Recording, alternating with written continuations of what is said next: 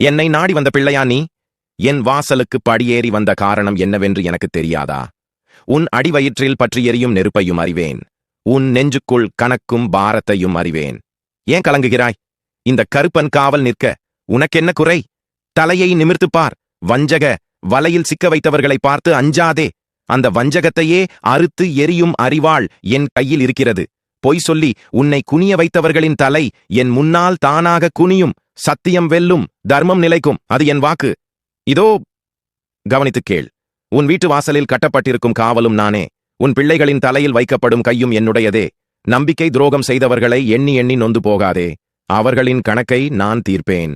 நீ உன் கடமையைச் செய். உன் வியர்வையின் பலனை உன்னிடமிருந்து எவராலும் பறிக்க முடியாது.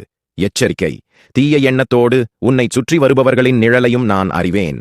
அவர்களின் சூழ்ச்சி வலைகளை என் காலால் மிதித்து நசுக்குவேன். என் பிள்ளைக்கு ஒரு தீங்கு என்றால் இந்த 18ஆம் படியான் பொறுக்க மாட்டான். போய் வா, கவலைகளை மூட்டை கட்டி என் காலடியில் வைத்துவிட்டு போ. தைரியத்தை நெஞ்சில் ஏந்திக் கொண்டு போ. எதிரே நிற்கும் தடையெல்லாம் தூள் தூளாகும். நீ தொட்ட காரியம் துலங்கும். நான் சொன்னதை செய். நேர்மையை விட்டு விலகாதே. உன்னை ஒருபோதும் நான் கைவிட மாட்டேன். என் வாக்கு என்றும் சத்திய வாக்கு.